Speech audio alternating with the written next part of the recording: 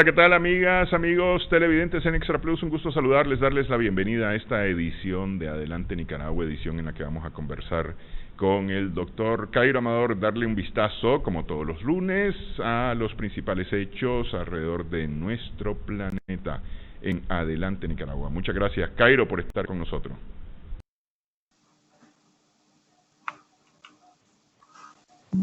Bueno, si querés comenzamos con Perú, ¿verdad? Porque es lo más reciente de América Latina. Y es que en un segundo intento, el primero fue en el mes de septiembre, depusieron a Martín Vizcarra, fue destituido de la presidencia del Perú. Con una votación de 105 a favor, 19 en contra y 4 abstenciones. Vizcarra sucedió a su vez a don Pedro Kuczynski, quien renunció frente a un inminente juicio político que iban a destituirlo. Manuel Merino, el portavoz del Congreso, es el que asumió la presidencia el 10 de julio del 2021. Por supuesto, esto no quiere decir estabilidad para el Perú. Tan es así que el día de ayer, don Manuel Merino renunció a la presidencia y hoy por hoy esa presidencia se encuentra vacía. Muchas cosas se dicen alrededor de lo que pasó, pero indiscutiblemente resalta el hecho de un mal manejo del COVID, en donde hay al momento 35,000 muertos, el tercer país que ha mal manejado esta enfermedad. Este año, a estas alturas, en los primeros 8 meses, la contracción económica es del 15.7 con relación al año pasado, que ya había contracción. Se supone que para todo este año la contracción va a ser alrededor del 12%. ¿Cuál es la causa de todo esto? Supuestamente es la corrupción. Alegan que cuando Vizcarra fue gobernador de Moquegua, en el sureste de Perú, entre el año 2011 y 2014, incurrió en actos de corrupción, sin embargo, de los cuales hasta el momento nada se ha probado.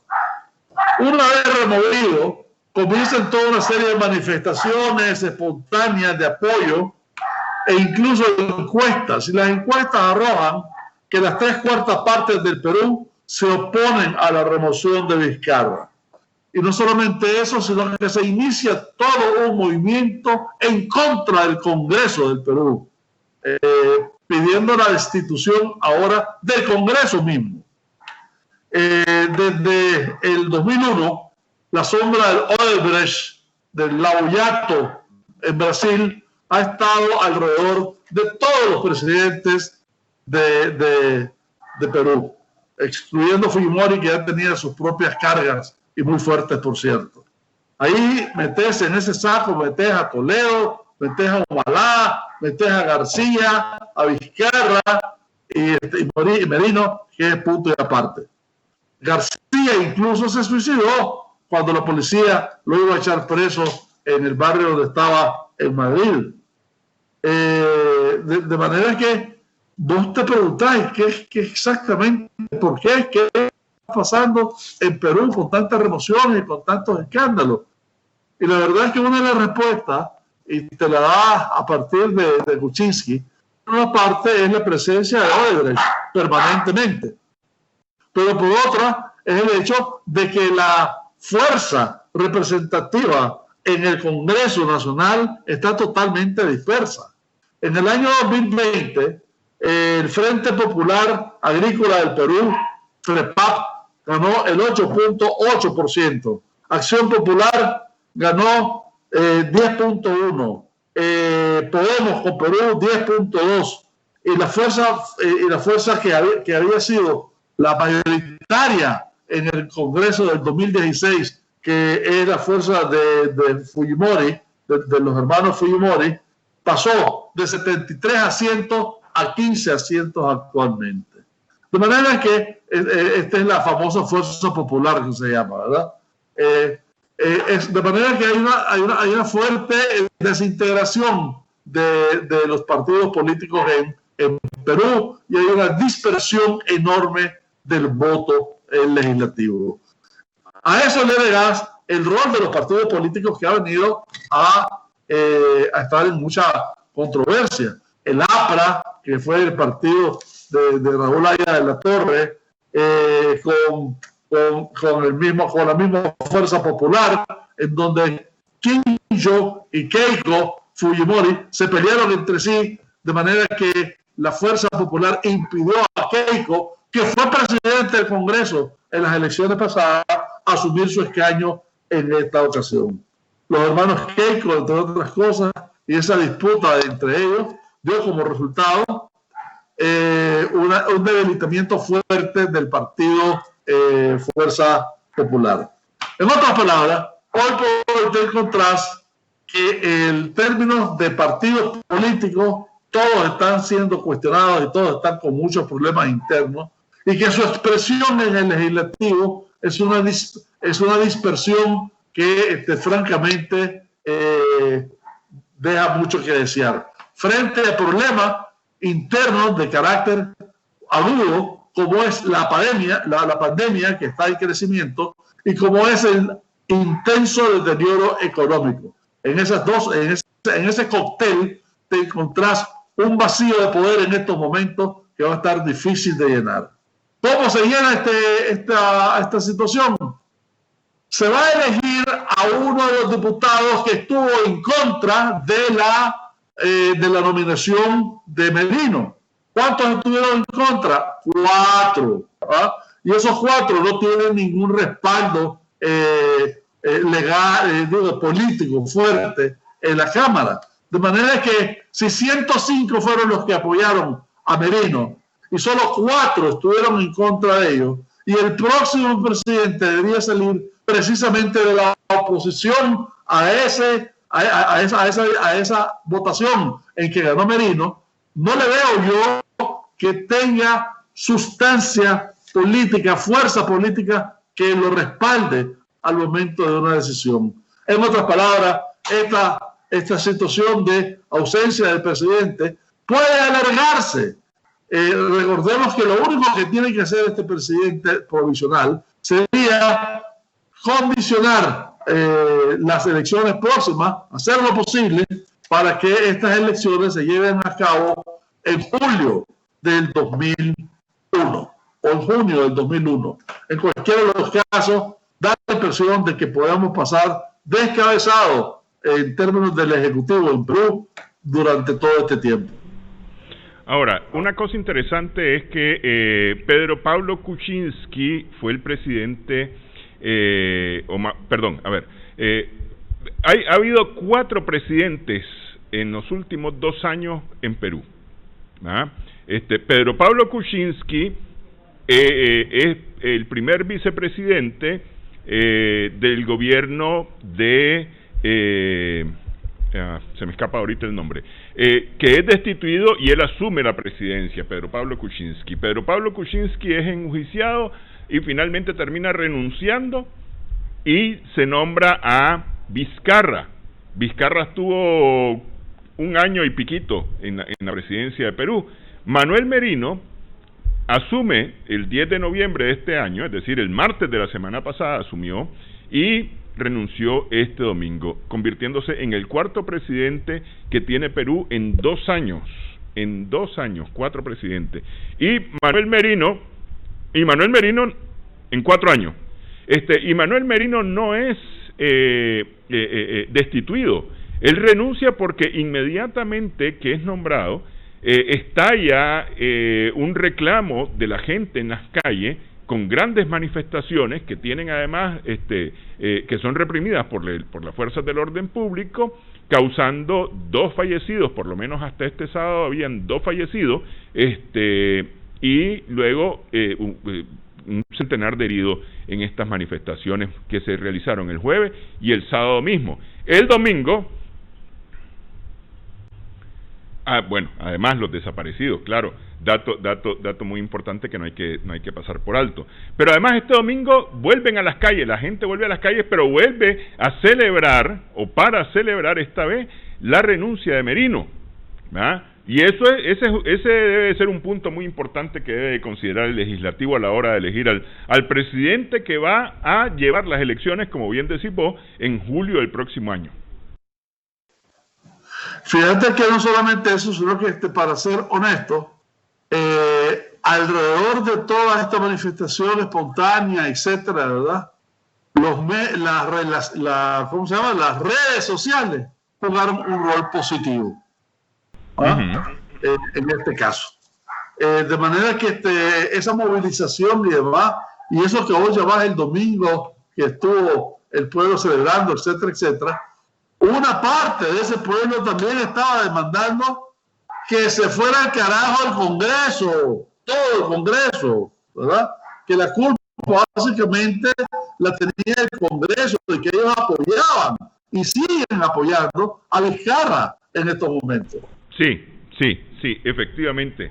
Hay que recordar también que Vizcarra, si no me equivoco, fue en noviembre del año pasado, del 2019, destituyó o desintegró el Congreso durante unas horas y luego tuvo que volver a reintegrar el Congreso completo porque se creó un vacío de poder en un momento, porque él destituyó o desintegró el Congreso, ¿verdad? Y el Congreso destituido o desintegrado lo destituyó a él. Sí. En septiembre y hubieron elecciones nuevas. Ahora, lo que pasa es que en Perú, en principio, cuando sos destituido o cuando termina el término, básicamente cuando termina el término para que fuiste electo, no podés, con una reforma del 2018, no podés postularte de nuevo. Pero en esta ocasión sí se postularon de nuevo. Y la Corte Suprema de Justicia dijo, es que esto no se trata de un nuevo periodo, esto se trata de completar el periodo que fue interrumpido por el presidente. Y entonces sí se reeligieron como 16 personas más. Sí. Lo que pasa es que vamos a hacer una pausa en esto.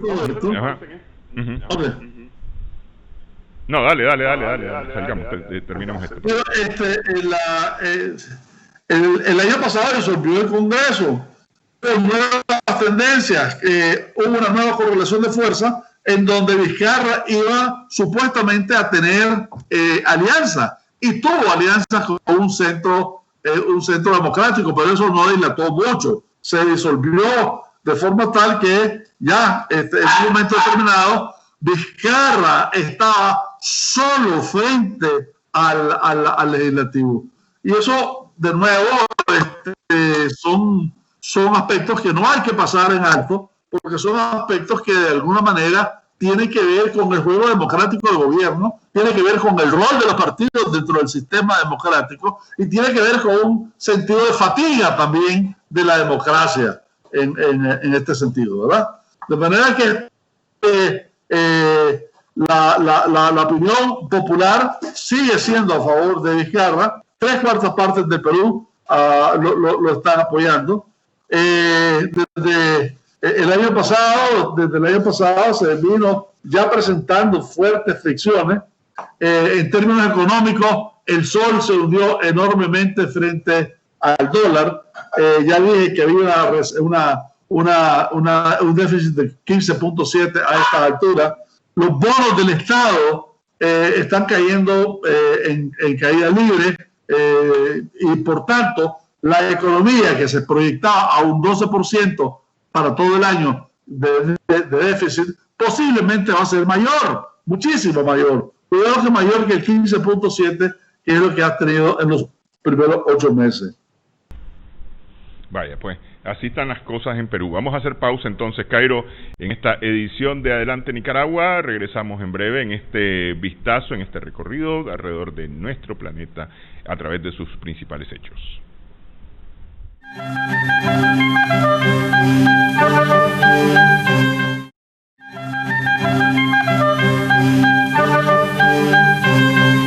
Seguimos en esta edición de Adelante Nicaragua. Estamos conversando con el doctor Cairo Amador Arrieta en este tradicional recorrido los lunes en Adelante Nicaragua por los principales hechos alrededor de nuestro planeta. Continúa y no tiene cara de que esto se vaya a resolver en breve, pese a algunos esfuerzos tanto de Turquía como de Rusia, el conflicto de Nagorno-Karabaj que tiene enfrentado a Armenia y a Azerbaiyán. Cairo. Mira, efectivamente hubo un cese de fuego, se reanudó la violencia posteriormente y después hubo un acuerdo de paz.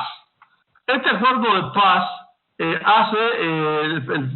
resultado principal es primero reconocer lo que ha reconocido a nivel internacional. Básicamente Azerbaiyán es quien es reconocido como el tutelar de la parte de Nagorno-Karabaj. Y por este acuerdo de paz, el ejército de Armenio tiene que dejar 7 provincias que ya tenía más allá de Nagorno-Karabaj, tiene que dejarlas y tiene que retroceder. Y tiene que dejar también el pueblo de Sucha, lo deja en manos de Azerbaiyán. Esto es un acuerdo que indiscutiblemente tiene a Rusia como un factor clave y posiblemente detrás de eso a Turquía. Y es que este problema es un problema intercultural igualmente, ¿verdad? Aquí está una parte rusa involucrada, aquí está una parte turca involucrada, aquí está una parte fuerte del Islam y el cristianismo, están los armenios, etcétera, ¿verdad? Y esto es un cóctel muy profundo de elementos culturales que se están jugando con la propia identidad. Y ese es el punto. Este acuerdo de paz se está dando en medio de una destrucción muy fuerte. Se supone que hubo más de... ¿me escuchas, Néstor? Sí, te estoy escuchando. Hubo más de 5.000 muertos en todo esto. Hay más de 9.000 heridos. Hay más de 150.000 desplazados. Y de repente viene un cese de paz que no es comprendido por la población. De hecho, estás hablando de que al presidente de Armenia comenzaron toda una serie de manifestaciones en su contra. Están pidiendo incluso la renuncia del presidente por haber cedido terreno, porque iba bien y de repente dejó de pelear, porque traicionó, dicen algunos, la causa armenia, etcétera. Lo que sí puedo decirte es que tanto en Azerbaiyán, sobre todo en Armenia, este cese de paz, este tratado de paz, este acuerdo de paz más bien, no soluciona nada. Todo está menos terminado. Cuando el problema va más allá de la tierra, ahora es un problema de identidad, ahora es un problema cultural, ahora es un problema religioso, es un problema que simplemente no se ha resuelto.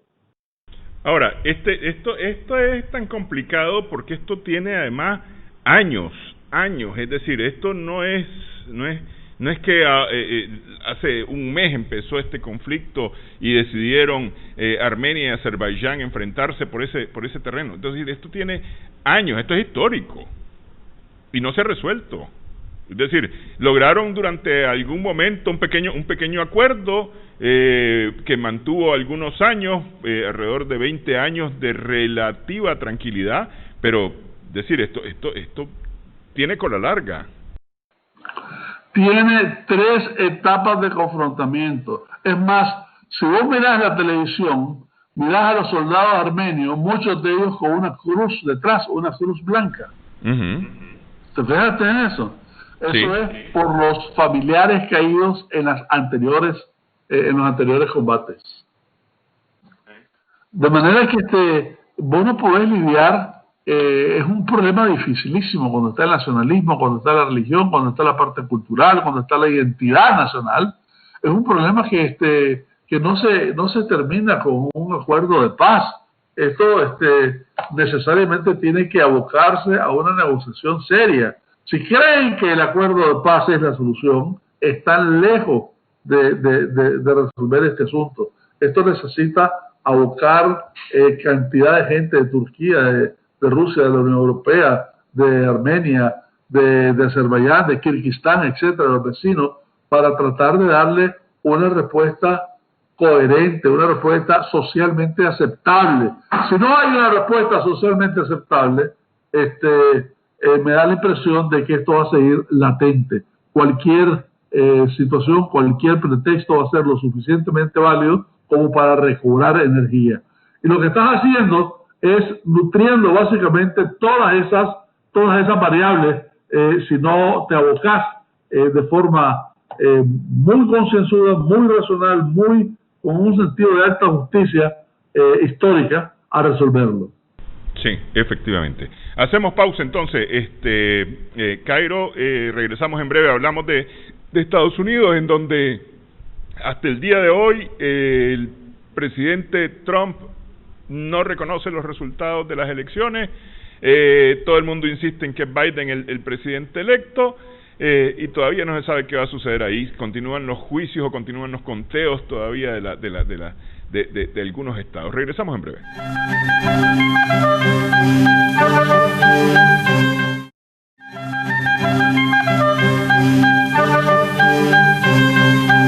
Seguimos en Adelante Nicaragua, en Extra Plus. Estamos conversando con el doctor Cairo Amador Arrieta. Etiopía, Cairo. ¿Qué hay de Etiopía? Bueno, Etiopía, recordemos que es uno de los países más poblados del África, el más poblado después de Nigeria, con más de 100 millones de habitantes. Etiopía tuvo más de 20 años en guerra civil con Eritrea. Esos 20 años culminaron el año 2018. Incluso el presidente de Etiopía fue galardonado con el Premio Nobel de la Paz por los esfuerzos democráticos que hizo en la reconciliación con Eritrea. Hoy por hoy, Eritrea y Etiopía se llevan muy bien, sus líderes los ves dándose las manos y abrazos, etcétera, etcétera. Pero hubo una región de Etiopía, la región del Tigray, que es colindante con Eritrea y con Sudán, en donde el frente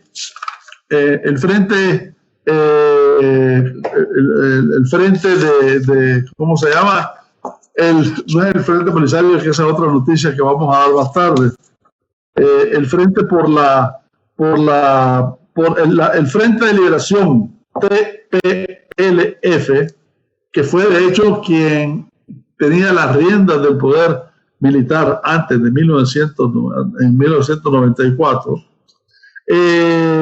tiene una querella fuerte, intensa desde hace años con el gobierno federal. Y han habido ya escaramuzas, han habido ya muertos, han habido ya combates, han habido ya ataques aéreos. Ninguno reconoce que haya ningún muerto, pero ya hay más de 35,000 desplazados de la zona norte, del sureste más bien, de la zona de Tigray, que están yéndose al Sudán. Aquí hay que recordar dos cosas. Este premio Nobel de la Paz que se le dio al primer ministro Abiy Ahmed fue por las buenas relaciones que ha tenido con el resto del África, por las relaciones buenas que ha tenido con Isaías Afwerki, que es el jefe político-militar de Eritrea, y por el acercamiento que han tenido los dos en materia incluso de comercio.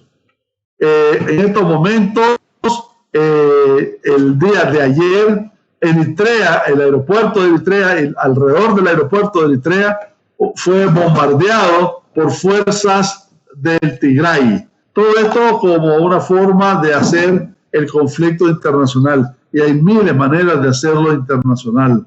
Al momento esto está contenido. Los dos jefes de Estado, tanto de Etiopía como de Eritrea, están en buena comunicación. Y para los dos, el Frente de Liberación de Tigray es un enemigo en común.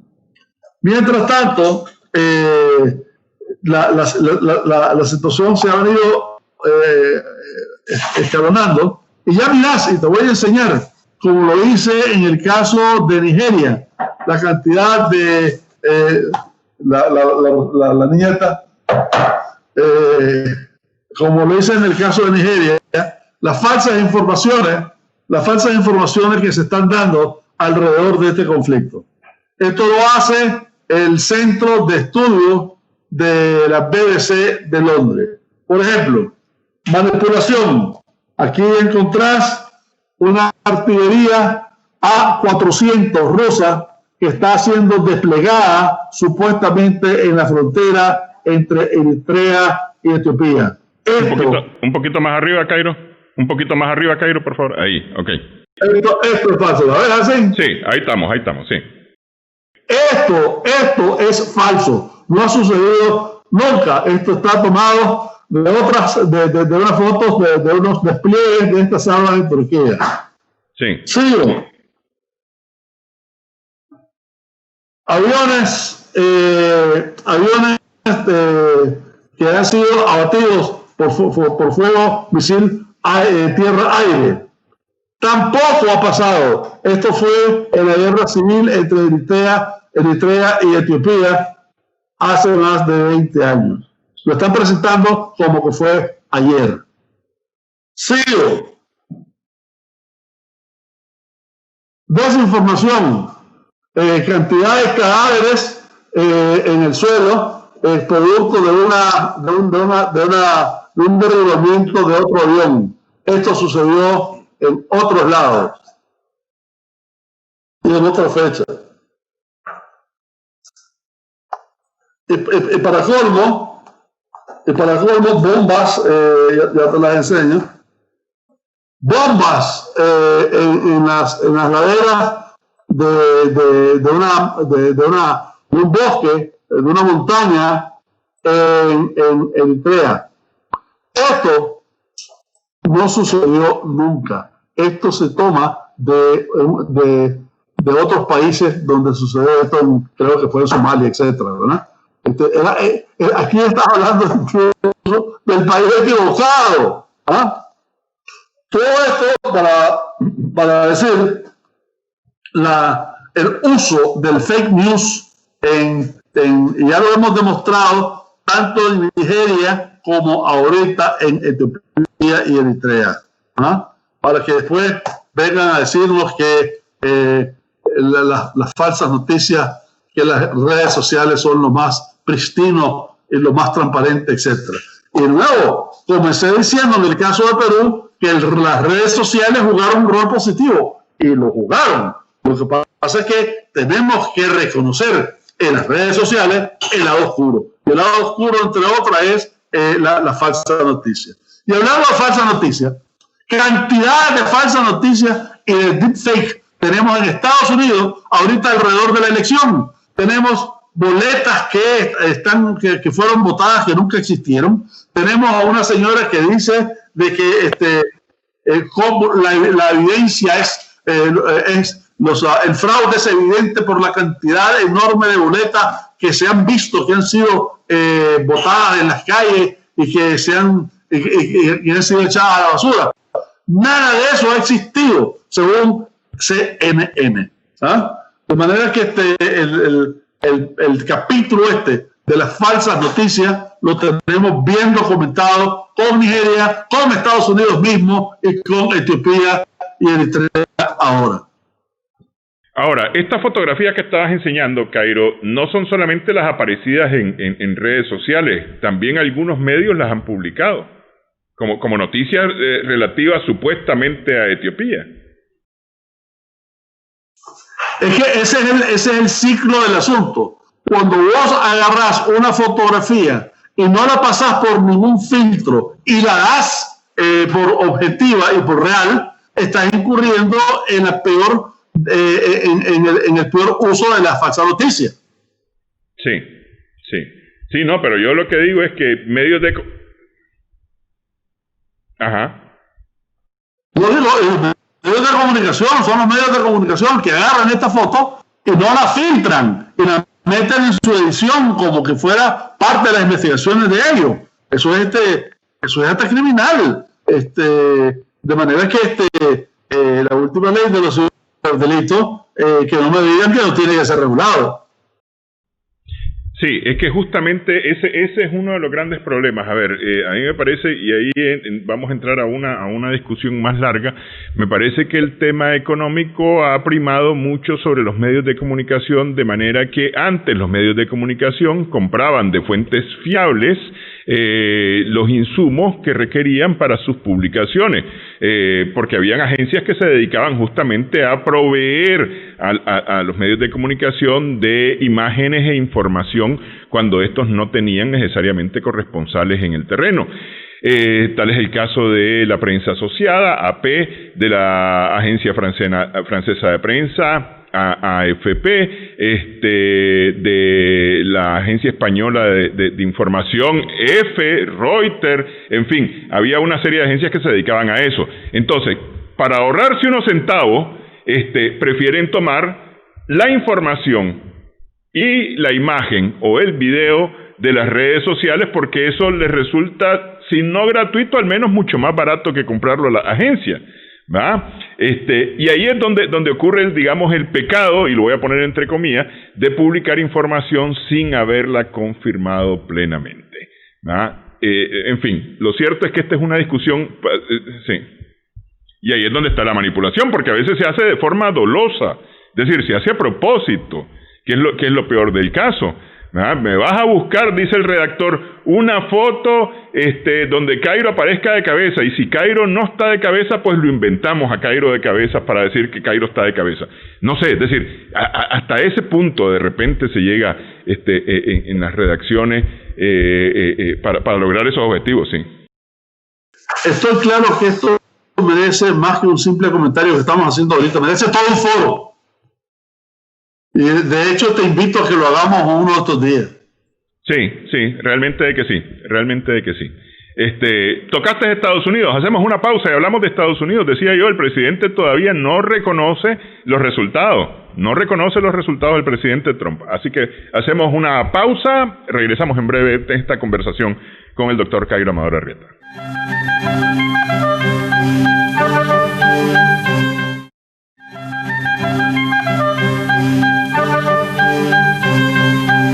Seguimos en Adelante Nicaragua en Extra Plus. Estamos conversando con el doctor Cairo Amador Arrieta.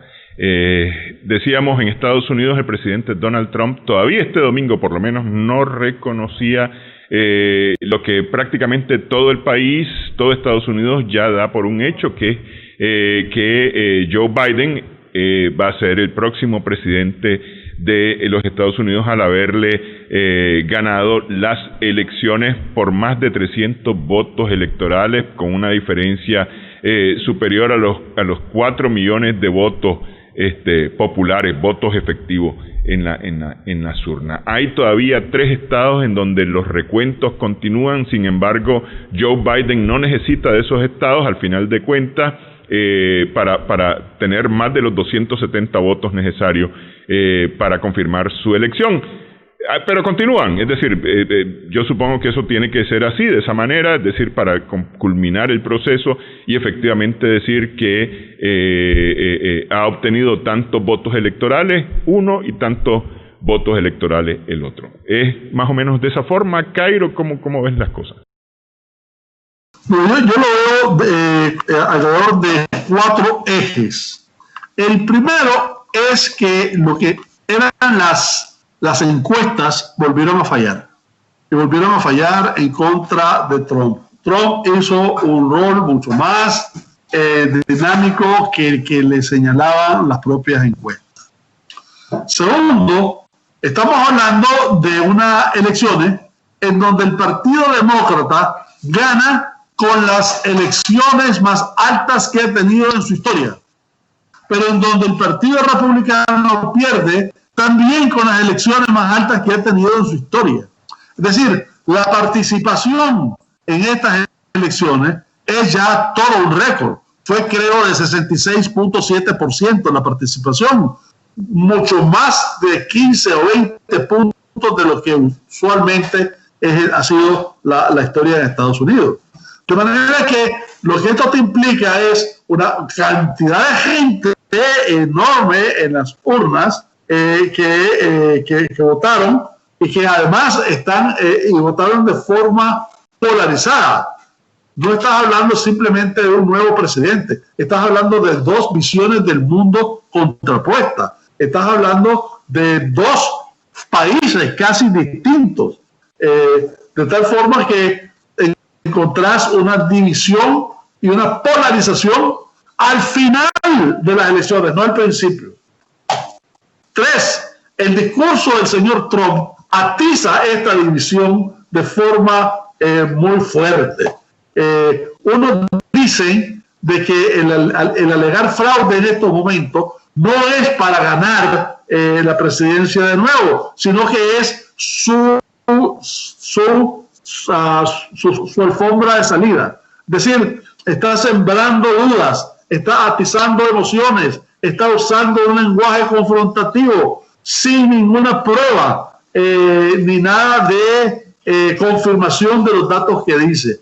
Es decir, está en el uso de de la posverdad, que llaman. Está tratando de crear más división, aún sabiendo de que, y diciendo además de que sale definitivamente a preparar su reelección para el 2024. Eso nos quita de que había cantidad de lugares donde fueron bien cerradas. En Georgia, que fue un ícono de todo esto, perdió 49.2 contra 49.5. En Carolina, 50 contra 48.2. O sea, en Georgia fue el trío de Kamala, de Obama y de la señora Stacey Abrams quien funcionó alrededor de los movimientos de mujeres fundamentalmente. Y esto es importante porque, en definitiva, el movimiento de mujeres y los votos afrodescendientes en general fueron el apoyo principal que tuvo Biden. No lo fue los latinos. En los latinos la división fue dividida. En Florida ganó por los latinos, en Texas ganó por los latinos. Digo Trump, ¿verdad? Más del 35%. De forma que, digamos de que en general estas elecciones fueron bastante reñidas, que expresa también un país dividido con una hegemonía bastante complicada y una tela de contención sumamente débil. Esto hace que en este tiempo que ha pasado, en donde hay de alguna manera apelaciones y recuentos en otros estados, etcétera, etcétera, el presidente Biden y su nuevo equipo no tengan a estas alturas ninguna información de seguridad nacional, ni de comercio, ni de cómo va la pandemia oficialmente, etcétera. En otras palabras, no pueden estar prediciendo o estar al tanto siquiera de cuál es la situación nacional. Y eso no puede ser, eso va en detrimento de la misma eficacia del gobierno. El expresidente Obama estuvo hablando en televisión y dijo que esta actitud no solamente es contra Biden, afecta la confianza. Fíjense bien, esa confianza, ese factor subjetivo, que es tan importante como los factores subjetivos. Esa confianza que es la razón de ser de las elecciones. Esa confianza del pueblo en su mecanismo por tener decisiones, por hacer decisiones. Y al hacerla, al tener una actitud contra esa confianza, es de alguna manera afectar, dice Obama, el sistema democrático de gobierno. Esa conspiración que divide, esa cultura disuasiva de información falsa que pregonan, que confunde a la gente. El presidente electo en su nuevo gabinete, de nuevo, no ha tenido acceso a reportes de seguridad nacional, ni económica, ni social, lo que es altamente preocupante, ¿verdad? Es un rollo, la verdad es que es un rollo. Es decir, yo no sé si esta situación se había dado antes en los Estados Unidos, pero me parece que es como una especie de sopa de su propio chocolate, porque el tercer punto que mencionaste, el estar hablando de fraude, el estar hablando de una elección que no tiene, o estarle queriendo quitar legitimidad a la elección para poder justificar el regreso más tarde, es parte de un manual que han utilizado muchos, especialmente en el continente americano. Lo hemos visto aquí en Nicaragua, que sin tener mayor prueba, simple y sencillamente gritan fraude, fraude, fraude al haber perdido una elección. Así es, y no solamente eso, sino de que una cosa es segura, Néstor. Aun cuando gane Biden, que seguramente va a ganar, mira, tiene 306 votos electorales. Pues agita la mano, suponete que no va a pasar, que le quiten 20, 30 votos, sigue ganando. O sea, ya está más allá del punto de no retorno. En cualquier caso, Biden al día siguiente no va a componer absolutamente nada. O sea, esto es un proceso que para restañar esta herida van a pasar muchísimos años y tiene que cambiar la actitud. Sin duda alguna, Estados Unidos es muy resiliente y tiene que ser una resiliencia alrededor de compactar un cuerpo social coherente. Tiene que ser una resiliencia que tenga que ver con un mejor manejo de las grandes corporaciones, de esas que en el 2008 se decían too big to fail, ¿verdad? Muy grande para caer. Esas tienen que ser readaptadas. Ese 1% elitista que maneja la economía norteamericana tiene que ser de alguna manera reformado. En fin, hay toda una serie de situaciones que se tienen que dar para que Estados Unidos retome de alguna manera el rol histórico que tenía, y aún así va a estar menoscabado.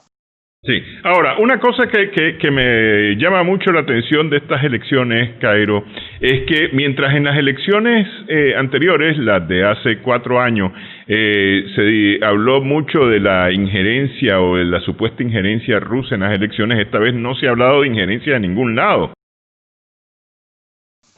¿Cómo no? No solamente eso, sino que han quitado cantidad de páginas a toda una serie de compañías, etcétera, varias de las cuales tiene relación con otros países. Pero no solamente eso, sino que lo que hay que comprender es que el trumpismo, como se llama ahora, o los nuevos republicanos, a pesar de Trump, tienen que seguir esa misma política. Y esa misma política es una política de confrontación y de polarización, misma que comenzó desde tiempos de Clinton, un republicano que se llama Newt Gingrich.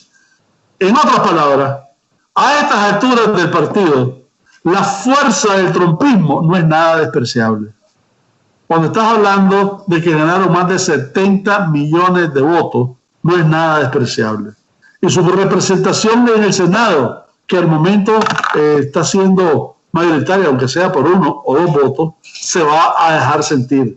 Y su representación en la Corte Suprema de Justicia, en términos de la ideología republicana y conservadora, sobre todo en la Corte Suprema misma, se va a dejar sentir.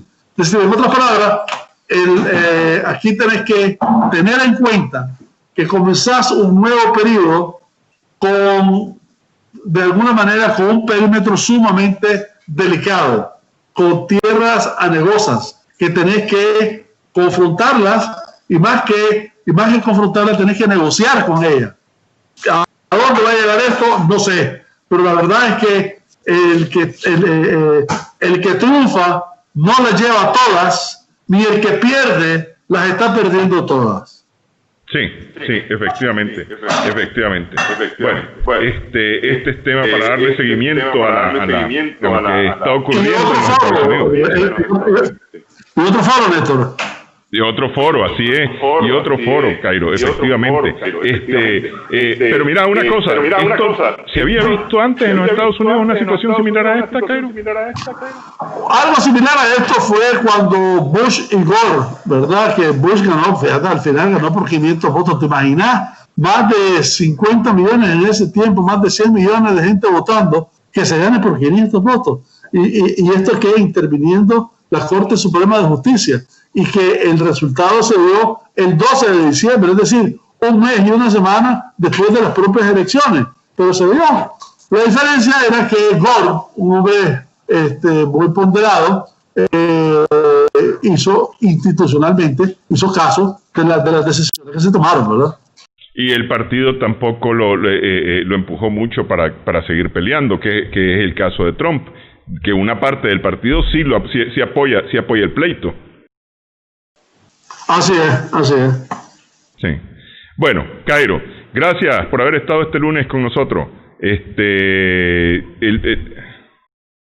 Ajá. Sí. El Frente Polisario hizo un cese al alto el fuego y declara estado de guerra contra Marruecos. Eso pasó ayer, ¿verdad? Vamos a desarrollar esta noticia la próxima semana. Sí, porque es más inestabilidad en el norte de África. Sí, ok. Bueno, y seguramente eso traerá repercusiones para Europa. Gracias, Cairo. Continuamos conversando. Por supuesto. Hasta luego, Néstor. Hasta luego. Gracias a nuestras amigas, amigos televidentes también por su sintonía en esta edición de Adelante Nicaragua. Esperamos que el programa haya sido de provecho para usted.